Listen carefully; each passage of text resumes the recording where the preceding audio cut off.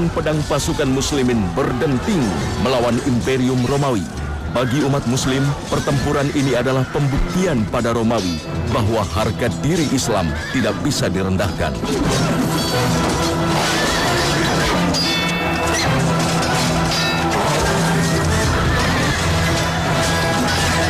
Di bawah komando Khalifah Harun ar-Rasyid, pasukan muslimin dengan gagah berani mengalahkan pasukan Romawi.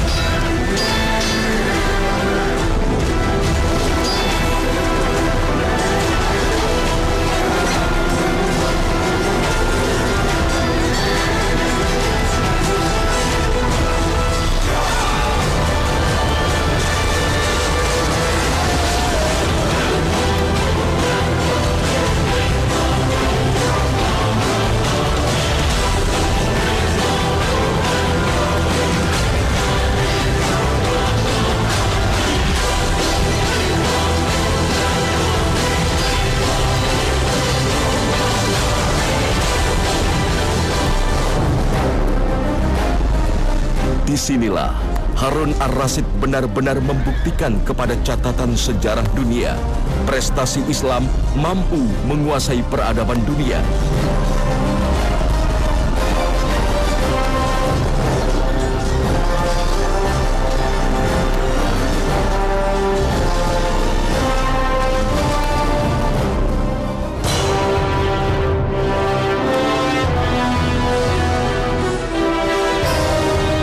Mengherankan, Islam mampu tumbuh besar di tangan seorang Harun ar-Rasyid.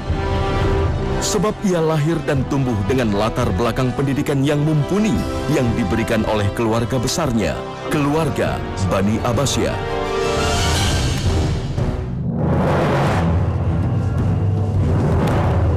Bekal pendidikan yang kuat tersebut ia tanamkan kepada dua generasi penerus roda kekhalifahan Abbasiyah, Al-Amin dan Al-Ma'mun. Meski ia disibukkan dengan tugas-tugas kenegaraan, Harun ar-Rasyid tidak lalai menjalankan peran pentingnya sebagai seorang ayah. Di balik prestasinya membangun kekhalifahan, sejarah mencatat Harun ar-Rasyid juga mempunyai konsep pendidikan terbaik untuk anak-anaknya. Harun ar-Rasyid sebagai seorang khalifah sekaligus seorang ayah sangat fokus serius di tengah semua kesibukannya, sehingga tidak pernah ada alasan bagi kita semua para ayah untuk beralasan dengan kesibukan kita bahwa mendidik generasi adalah merupakan kewajiban seorang ayah. Harun ar-Rasyid, bagaimana tidak, seorang khalifah dengan bentangan wilayah kekuasaannya sangat luas. Ya, kalau kita konversi dengan negara, puluhan negara ada hari ini ada di bawah kekuasaan Harun ar-Rasyid, tapi tidak ada alasan untuk dia tidak menyiapkan generasi berikutnya. Ini pesan besar dari seorang Harun ar-Rasyid untuk kita. Seperti itu pun ketika Harun ar-Rasyid menyerahkan pendidikan anaknya kepada seorang guru, dia tidak menyerahkan begitu saja. Bahkan dia memberikan pesan, bahkan membuatkan sebuah kurikulum. Beginilah anak saya, tolong dididik. Bukan seperti orang tua yang hadir kemudian seperti membuang anaknya ke sekolah. Bukan mendidiknya, membuang anaknya ke sekolah. Karena setelah itu orang tua tidak mau peduli. Dia tidak tahu menahu tentang kurikulumnya, tidak tahu menahu tentang gurunya, tidak tahu menahu dengan apa yang terjadi di sekolahnya, dengan pengajarannya, pendidikannya. Adalah Muhammad Al-Amin dan Abdullah Al-Ma'mun, dua keturunan Harun ar-Rasyid yang dikenal sejarah sebagai pewaris tahta dinasti Abbasiyah. Al-Amin dan Al-Ma'mun lahir di tahun yang sama, tahun 170 Hijriah, dari dua rahim ibu yang berbeda. Al-Ma'mun yang lahir beberapa bulan lebih dulu adalah anak dari seorang mantan budak Persia yang bekerja di istana Abbasiyah.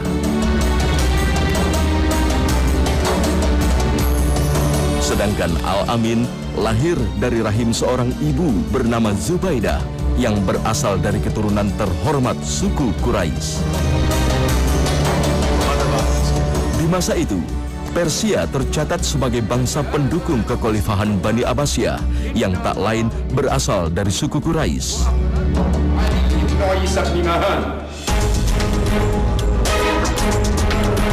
Dengan dua latar belakang yang berbeda inilah, kelak Al-Amin dan Al-Ma'mun memiliki dua karakter yang berbeda. Meski berbeda, Al-Amin dan Al-Ma'mun tercatat hidup dalam persaudaraan yang terbina dengan sangat baik. Ayah mereka tak sedikit pun membedakan kasih sayang kepada keduanya.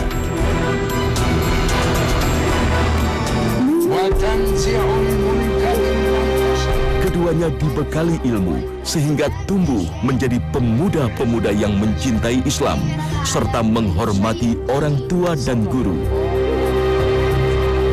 Al-Kisai sebagai seorang guru bagi Al-Amin dan Al-Ma'mun sangat mengagumkan bagi Al-Amin dan Al-Ma'mun. Begitu dicintainya sang guru, mengagumkan sang guru itu sampai ketika suatu hari Al-Kisai keluar dari majelis ilmunya, dia mau mengambil sandalnya, kemudian dua anak murid ini, dan perlu diketahui dua-duanya anak khalifah, bukan sembarang anak kecil. Ini adalah dua anak khalifah, yang satu Al-Amin, yang kedua Al-Ma'mun. Mereka berdua berebut sendal gurunya. Mereka ingin menjadi anak murid yang memberikan pelayanan pada gurunya, menghadirkan sendal itu pada gurunya. Mereka berebut siapa yang mendapatkannya. Sampai akhirnya mereka berdua sepakat bahwa yang sebelah sendalnya dipegang Al-Amin, yang satu lagi dipegang oleh Al-Ma'mun. Jadi mereka merasa bahwa kami membantu sang guru. Dihadirkanlah sendal itu pada Al-Kisai rahimahullah ta'ala. Kemudian dipakai oleh Al-Kisai. Berita ini didengar oleh sang ayah Harun Ar-Rasyid. Begitu Harun Ar-Rasyid mendengar, Harun Ar-Rasyid bertemu dengan Al-Kisai. Kemudian Al-Kisai merasa bersalah sampai dia sempat minta maaf karena Al-Kisai menduga bahwa ini peristiwa ini tidak layak buat anak khalifah. Bayangkan anak pemimpin, anak khalifah berebut sendal gurunya untuk menghadirkan bagi gurunya. Kemudian subhanallah, inilah Harun Ar-Rasyid rahimahullah ta'ala. Dia mengatakan, kalau kau hentikan kebiasaan baik itu, justru kamu akan saya tegur. Biarkan, itu kebiasaan baik seorang murid pada gurunya. Subhanallah, mana hari ini adab seorang murid pada gurunya, mana kecintaan murid pada gurunya, mana pengabdian itu, mana sopan santun itu. Tidak sejajar seorang murid dengan gurunya. Seorang guru punya posisi yang lebih tinggi dari muridnya, siapapun muridnya. Mungkin anak pejabat, mungkin anak orang kaya raya, mungkin anak penguasa negeri itu, bahkan penguasa bumi itu. Kalau ia adalah murid, maka dia harus menghormati gurunya. Al-Amin dan Al-Ma'mun tumbuh dalam kebersamaan. Persaudaraan mereka terjalin baik, meski semakin lama perbedaan karakter keduanya semakin terlihat.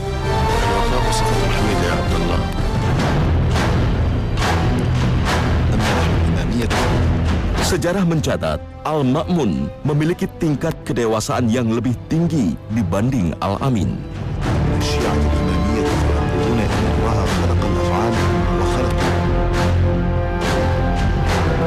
Kedewasaan sikap Al-Ma'mun inilah yang menjadi pertimbangan sang ayah untuk menunjuknya sebagai putra mahkota yang meneruskan roda kepemimpinan dinasti Abbasiyah.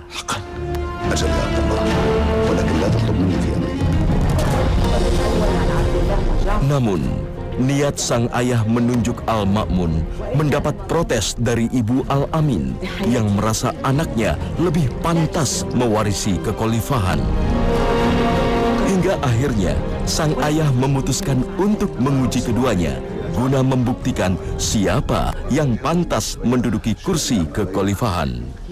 Harun Ar-Rasyid duduk bersama istrinya, kata Harun, mari kita panggil satu persatu anak kita. Yang pertama dipanggil adalah Al-Ma'mun, karena Harun Ar-Rasyid lebih suka dengan Al-Ma'mun. Dipanggillah Al-Ma'mun. Al-Ma'mun datang, berdiri di pintu. Dia berdiri lama, menunduk kepalanya dengan sangat hormat. Bapak ibunya duduk di dalam. Tidak masuk kecuali setelah diizinkan.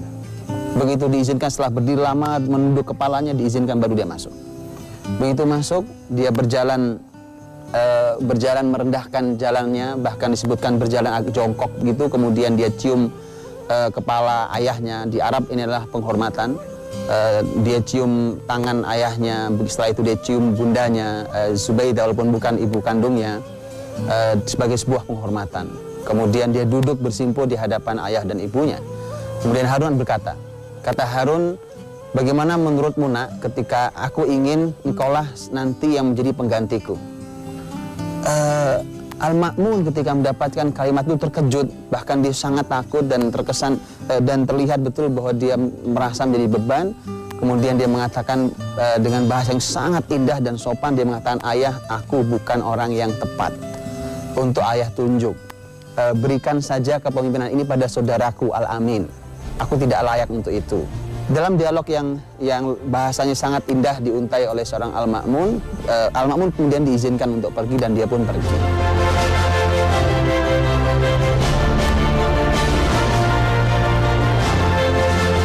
Panggilan kedua diberikan kepada Al-Amin. Al-Amin datang dan qadarullah bahwa Al-Amin lupa mengucap salam. Masuk tanpa salam, dia berjalan dengan gaya angkuhnya, dengan pakaian indahnya itu, kemudian dia masuk menemui kedua orang tuanya. Tidak ada basa-basi kesopanannya, tidak ada adab etikanya, bahkan dia lupa mengucap salam sampai Harun berkata, "Nak, bagaimana menurutmu kalau ayah ingin menunjukmu sebagai seorang pemimpin setelah aku, penggantiku?" Kata Al-Amin, "Ya, apa ada orang yang lebih layak daripada aku?" Berbeda sekali. Begitu langsung ayahnya mengatakan, "Sudah nak, cukup, keluarlah kamu." Begitu keluar, Harun berkata pada istri, "Sekarang kau sudah lihat? Kau sudah lihat kualitas anak kita berdua? Siapa yang lebih layak?" Harun Ar-Rasyid mengeluarkan sebuah kalimat dahsyat. Dia katakan bahwa ini khilafah. Ini bukan masalah anak, ini khilafah yang kepemimpinan ini kelak aku ditanya di hadapan Allah, siapa yang menggantimu? Tak sesederhana yang kau bayangkan. Maka tetapi subhanallah, inilah wanita di hati laki-laki. Bahkan seorang Harun Ar-Rasyid, pemimpin teguh itu, pemimpin berprestasi itu, pemimpin yang kokoh itu, orang dengan ilmu yang sangat mumpuni, tapi dengan mendengarkan suara sang istri tercinta Zubaidah, luluh hati Harun Ar-Rasyid. Bahkan Harun Ar-Rasyid mengatakan tidak ada pilihan, bahkan istrinya pun sudah menyaksikan bahwa yang lebih hebat adalah Al-Ma'mun. Tetapi kata Harun Ar-Rasyid, tidak ada jalan kecuali aku harus menunjuk Al-Amin untuk menjadi penggantiku. Ajaib, tapi itulah arti suara wanita di hati sang suami tercinta. Dan begitulah Islam memposisikan wanita yang begitu mulia di hati suaminya. Dan begitulah suami yang mulia menghargai seorang istri. Untuk itulah bahaya, berhati-hatilah, bahkan walaupun pemimpinnya adalah suaminya, tapi bagi para istri yang mendampingi sang suami yang menjadi pemimpin, berhati-hatilah. Karena bisikan Anda yang lembut itu membuat suami bisa mengubah semua keputusannya. Kalau baik, dia baik. Masalahnya kalau dia tidak baik, nah itulah masalah bagi kepemimpinan suaminya. Maka selanjutnya, sang ayah mengumumkan kepada masyarakat bahwa kepemimpinannya akan dilanjutkan oleh Muhammad Al-Amin. وقد نويت هذه المرة أن أستخلف على بغداد وشؤون الخلافة ولي العهد محمدا.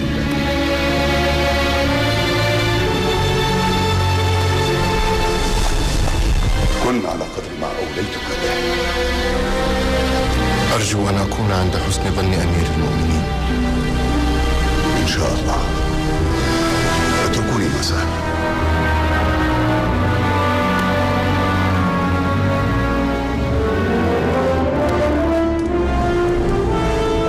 Sementara itu, Abdullah Al-Ma'mun diberikan kuasa penuh untuk memimpin wilayah timur di Khurasan dan sekitarnya. Keputusan sang khalifah inilah yang disesalkan para ahli sejarah. Bahwa dengan diberikannya Al-Ma'mun sebuah wilayah kekuasaan, akan muncul pihak ketiga yang memanfaatkan situasi untuk memicu konflik di antara keduanya.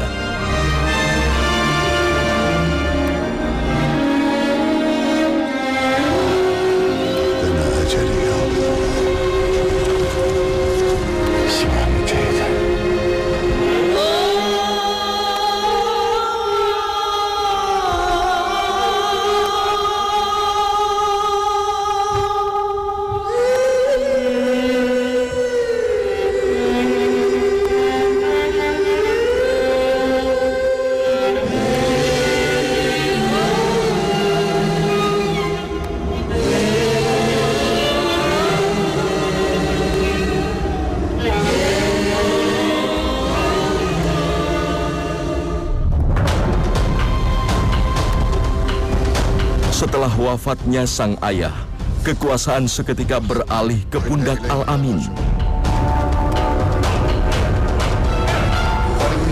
Sementara itu Al-Ma'mun mengikuti wasiat sang ayah agar memimpin wilayah timur.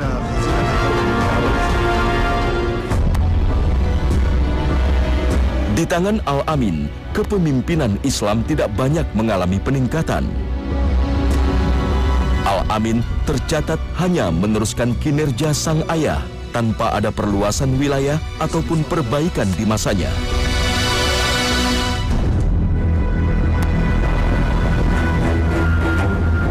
Dan benar saja, dengan diberikannya Al-Ma'mun kekuasaan penuh di wilayah Khurasan, muncul pihak-pihak yang memantik perselisihan di antara kedua bersaudara ini. Dengan mengusung isu perbedaan kesukuan, pihak-pihak yang hendak mengambil keuntungan mempengaruhi Al-Amin dan Al-Ma'mun.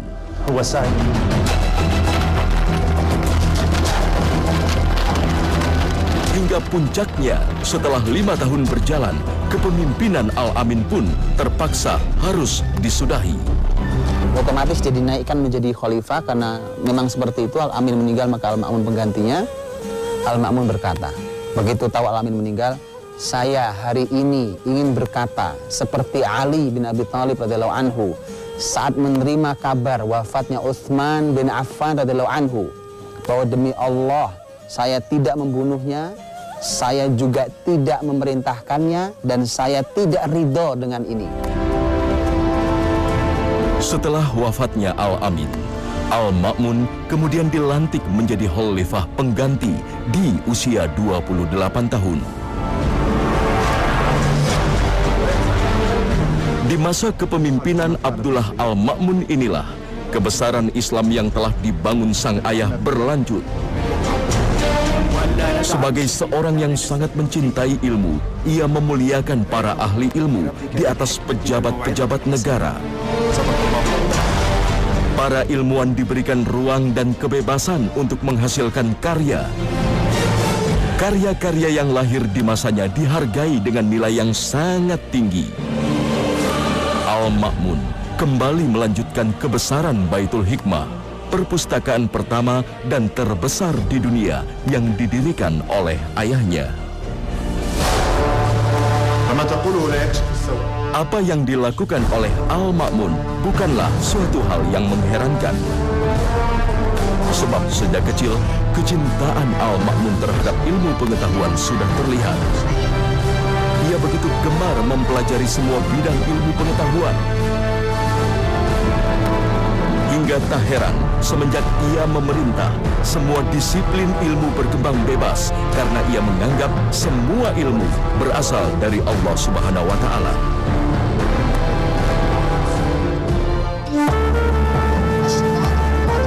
Al-Ma'mun juga membuat majelis ilmu untuk mendiskusikan ilmu dari berbagai bidang secara terbuka.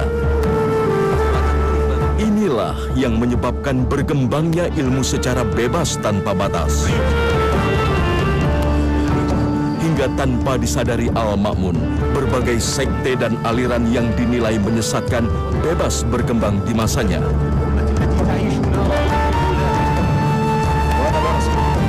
Hingga sejarah mencatat, Al-Ma'mun sempat terjebak dalam sebuah paham yang selalu mengedepankan rasionalitas.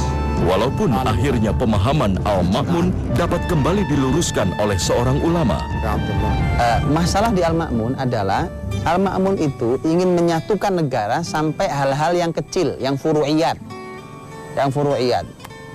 Dia berpendapat bahwa hal yang kecil pun harus disatukan, tidak boleh sendiri-sendiri.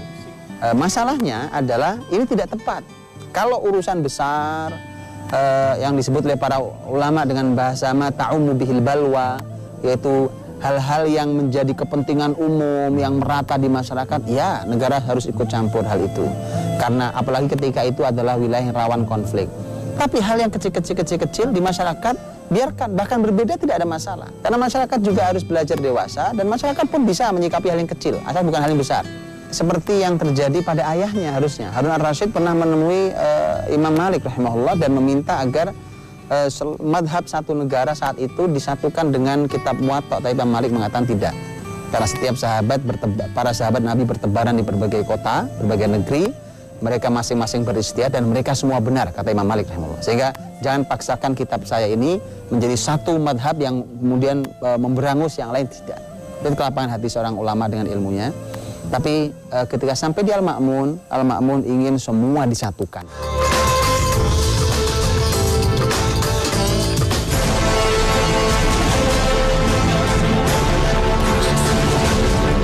20 tahun Abdullah Al-Ma'mun memimpin, ilmu pengetahuan berkembang pesat di masanya.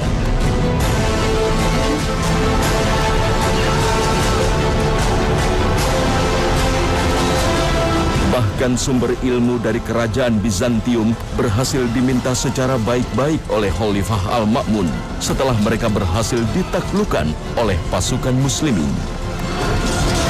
Tak ada penjarahan intelektual seperti yang dilakukan peradaban barat ketika menguasai dunia Islam. Perkembangan ilmu pengetahuan di berbagai bidang itulah yang kemudian menyihir kota Baghdad menjadi kota peradaban nomor 1 di dunia.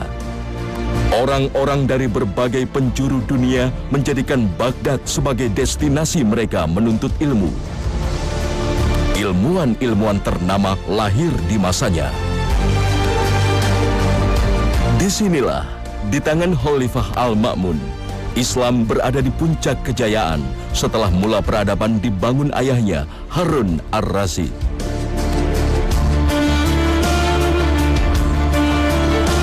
Kegemilangan Baghdad sebagai kota Islam inilah yang kemudian menginspirasi perkembangan Eropa modern.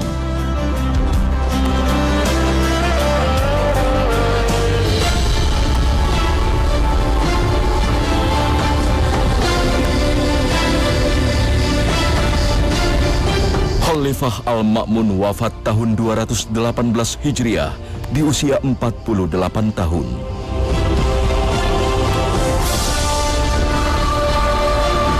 Penghormatan Khalifah Al-Ma'mun terhadap ilmu menjadi pelajaran bagi muslimin saat ini agar kembali bangkit membawa kebesaran Islam di mata dunia.